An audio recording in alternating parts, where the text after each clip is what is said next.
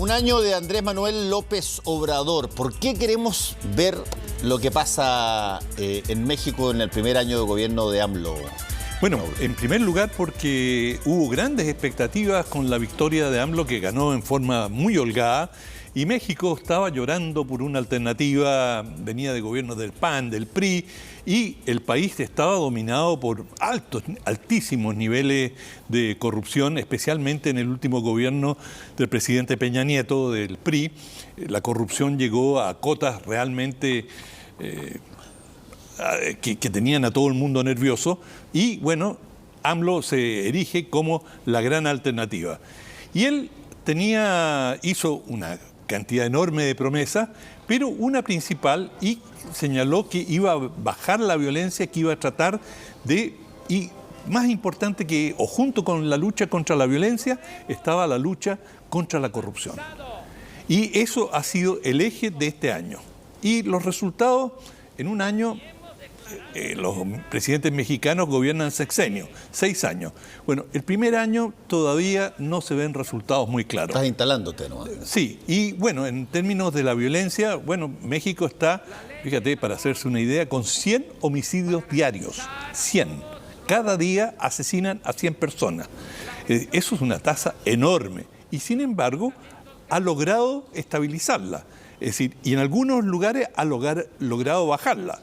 Ahora, eso es un resultado deseable, pero muy lejos de las aspiraciones de la gente. Y la tesis de AMLO es que para lograr cambiar el país, si tú quieres, lo central, la viga maestra, es acabar con la corrupción. Y él tiene la tesis de que la corrupción viene de arriba. Y que si hay un presidente honesto, de allí para abajo las cosas se van a empezar a mejorar. Es decir, él quiere combatirlo de arriba a abajo. Tiene la teoría del chorreo, pero desde el punto de vista de la probidad. Y se bajó su sueldo a la mitad. Él ya no viaja en avión presidencial, viaja en vuelos comerciales y ha tomado una serie de medidas de austeridad. Él trabaja 16 horas al día, es decir, nadie lo puede acusar de estar flojeando, no viaja, está absolutamente focalizado en su trabajo. Y él, en la lucha contra la corrupción, ha tenido ciertos logros. El primero, que en su momento lo comentamos acá, fue la lucha contra el huachicoleo, sí, que era el huachicoleo era el robo de combustible de Pemex, que es la empresa estatal, es la suerte de ENAP de México. Y bueno, para poder robar las cantidades estimadas, que robaban unos 3.500 millones de dólares anuales en petróleo. 3.500 millones de dólares. Es una fortuna. Entonces, atacar un negocio así, bueno, en México tiene sus riesgos. O sea, te pueden pasar cosas, o le pueden pasar cosas a los funcionarios que tratan de amagar o de echar a perder este negocio. Sin embargo, él cerró muchos de los oleoductos y se fueron sellados. Todo esto no habría podido operar sin el absoluto conocimiento de Pemex y de la Policía Federal, por supuesto. Es decir, son volúmenes enormes. Habían grandes depósitos donde llegaban camiones, flotas de camiones, a cargar combustible a menor precio. O sea, eso no se puede hacer en forma clandestina. Y por supuesto, en Pemex, los responsables o algunos responsables sabían cuándo se estaba extrayendo combustible de sus oleoductos. Bueno, él logró frenar el famoso huachicoleo. Y eso naturalmente tuvo bastante impacto, también en un sentido negativo, porque durante algunas semanas hubo escasez de combustible en el país, pero lo superó y mandó una señal muy importante que estaba dispuesto a enfrentar a uno de los grupos más siniestros, que eran los que estaban en este contrabando. Sin embargo, hay otros grupos, que son los carteles de la droga, que no ha podido controlar y que son los que están provocando el mayor número de muertes. Ahora, él tiene una aproximación que es tratar de negociar o desmilitarizar la lucha contra el narcotráfico, que fue lo que hicieron gobiernos anteriores, que sacaron al ejército a la calle. Fue un desastre absoluto. Esto si tú ves las cifras de muertos y de heridos, es infinitamente superior la cantidad de muertos en los enfrentamientos que la cantidad de heridos. de lo que te habla de ejecuciones sumarias. Es decir, el ejército salió a matar, y a matar a diestra y siniestra con una violación absoluta de los derechos humanos en México y con la connivencia de los sucesivos gobiernos. Bueno, AMLO dijo, esto lo vamos a parar, así no podemos resolver. Hemos estado muchos años en este predicamento de guerra. Esto no es guerra, esto es un problema delictual. Pero no ha dado los resultados que él quería y se le ha complicado tremendamente el panorama porque su vecino del norte, Estados Unidos, el presidente Trump ha dicho que va a declarar que los carteles los va a recalificar como grupos terroristas. Y esto, por supuesto, complica tremendamente la cosa para AMLO y para México en general. En México ha habido una reacción nacional bastante generalizada diciendo no podemos aceptar esto, Estados Unidos no puede tener injerencia en nuestros asuntos internos, nosotros veremos cómo lo resolvemos. Pero el detalle es que yo creo que Trump, como todo lo que hace casi, no lo hace pensando en México, lo hace pensando en su situación doméstica. ¿Y qué es lo que él está planteando? ¿Tiene elecciones el próximo año? Al declarar a los grupos, a los carteles, después especialmente del asesinato de una familia mormona, 9 personas que fueron asesinadas, él tomó este incidente y dijo, miren lo que está pasando en México, hay que combatir a estos terroristas.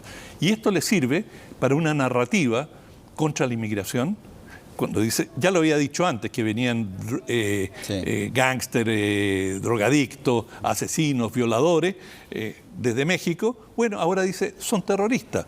Y por lo tanto, él puede invocar a una serie de medidas de seguridad nacional para cerrar la frontera e impedir el paso de inmigrantes, diciendo, bueno, cuidado, acá viene una infiltración terrorista. Y sácame una duda, una pregunta. Los carteles estadounidenses de droga, ¿se consideran grupos terroristas también? No, por supuesto que no. Es decir, de hecho, no existe la denominación de cartel en Estados Unidos. En Estados Unidos hay elementos mafiosos que participan del tráfico de droga, pero no son calificados como carteles. Ahora, Estados Unidos, hay que decirlo, los combate también. Sí, por supuesto. Y en todos los gobiernos. Pero nunca le han dado un carácter de terrorista, sino que de delincuente mafioso, con todas las características de bandas organizadas para... de mob, como claro, dicen. Exacto, mob. Son, claro, bandas organizadas destinadas a un propósito que en este caso es la droga. No, y en Estados Unidos hay una tolerancia bastante amplia, por ejemplo, en muchos estados a la marihuana. La marihuana es plantada en bosques. En algunos casos legal, hombre. En algunos legal. Lugares legales. O sea que, digamos, pero claro, hay que hacer una distinción entre la droga blanda y la droga dura. Y la cocaína, la coca, que es lo que realmente mayor daño causa, y bueno, también la heroína, muchas vienen del exterior. Sí. Ahora hay mucha droga de laboratorio, pero en concreto es bastante funcional para Trump declarar de que hay el narcotráfico y los carteles son grupos terroristas y por lo tanto se pueden tomar una serie de medidas contra ellos y eso de cara al discurso interno le favorece mucho.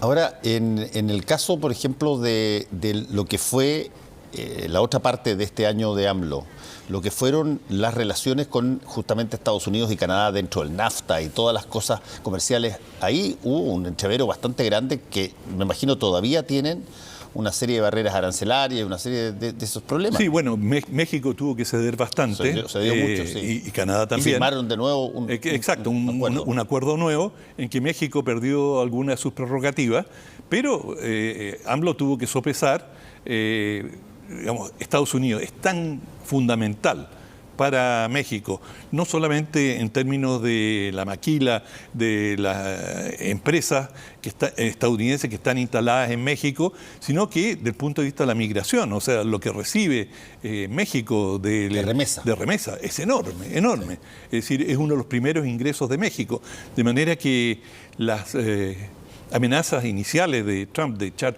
2-3 millones de mexicanos de vuelta, que no lo ha hecho, de vuelta a México, dieron escalofríos, causaron terror en México, porque las consecuencias serían enormes, porque además las remesas tienen el brillo de que es una inyección a la sangre de las familias. Es decir, la gente recibe ese dinero, esto no pasa por el Estado, no es como una redistribución a través de los impuestos. Exacto, en la remesa es la plata que mandan los mexicanos que trabajan y viven en Estados Unidos de vuelta a su familia y van directos a ellos. Exacto, entonces ellos pueden modernizar sus casas, pagar la educación de niños, es decir, es mucho lo que pueden hacer con ese dinero que si fuera, digamos, por vía del gobierno, probablemente mucho de eso se evaporaría en el camino.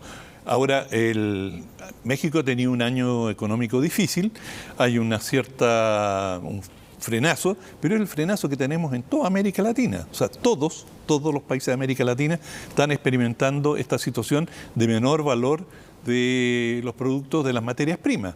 Y esto lo está viviendo Argentina, lo está viviendo Brasil, Chile y bueno, Perú, todos están teniendo mayores dificultades y por lo tanto hay que generar, digamos, no es posible tener toda la generosidad que AMLO hubiese querido. Ahora, lo que él ha logrado hasta ahora, en términos de seguridad, logró cambiar y sacar hasta cierto punto a la Policía Federal, que tiene una historia de corrupción horrenda, y generar una Guardia Nacional. Y ha generado esta Guardia Nacional con la idea de que es una institución nueva, modular, en la cual es posible tener cambios con mucho más facilidad que lo que podrías hacer con el ejército o con la policía, donde ya hay muchas trenzas. Eso es interesante porque de alguna manera aquí en Chile se está pidiendo, hay varios que están pidiendo de que se intervenga Carabineros o que incluso el gobierno ha dicho que se va a buscar una forma de reformar los protocolos y la forma de funcionar las policías. Y la pregunta es cómo tú haces eso mientras tiene que estar funcionando la policía. Y en el caso de lo que tú estás contando, se armó una Guardia Nacional simultáneamente a que la policía de alguna manera perdía un poco de su fuero y no hubo clinch ahí. Bueno, hubo un proceso de selección dentro de la policía y los policías podían postular a la Guardia Nacional y muchos lo hicieron. Por supuesto que hubo una selección y también miembros del ejército podían hacerlo. Y bueno, está por verse cuán efectiva va a ser esta Guardia Nacional, está recién formada, y una de las primeras tareas, y yo diría que este es uno de los lados negativos de este primer año de AMLO, es que la Guardia Nacional fue desplegada en el sur para evitar la inmigración proveniente de Centroamérica, de Honduras, Guatemala, Nicaragua, y que justamente esto fue en cumplimiento con las amenazas del presidente Trump, que le dijo a México: mira, si ustedes no hacen ese trabajo, ustedes van a tener problemas con nosotros, problemas de aranceles, problemas fronterizos. Se iba a usar México como un pasadizo para llegar a Estados Unidos. Inevitablemente tienen que cruzar por México y, bueno, recordamos estas caravanas de cientos y a veces de miles de personas que cruzaban. Es un cruce terriblemente peligroso para estos inmigrantes. Muchos de ellos son capturados por delincuentes, son esclavizados, se han descubierto fosas comunes enormes. La Iglesia ha hecho mucho trabajo sobre la Iglesia Católica me refiero, ha hecho mucho trabajo sobre el terrible sufrimiento y los peligros a que están expuestos estos inmigrantes que vienen de países donde hay una violencia, es decir, son genuinos refugiados, por ejemplo de Honduras, es decir, o de El Salvador, donde operan las maras, que son grupos criminales, es decir, son bandas de asesinos, y que si tú no te sometes a sus exigencias, bueno, pagas las consecuencias. Entonces esta gente huye, y bueno, ahora chocan en la frontera con México, y se ha generado una situación muy triste allí. Pero yo diría que sumando y restando, AMLO ha tenido un año mejor del que uno hubiese podido esperar. México es un país muy complejo, increíblemente complejo, como lo es cualquier país que está penetrado hasta el tuétano por la corrupción.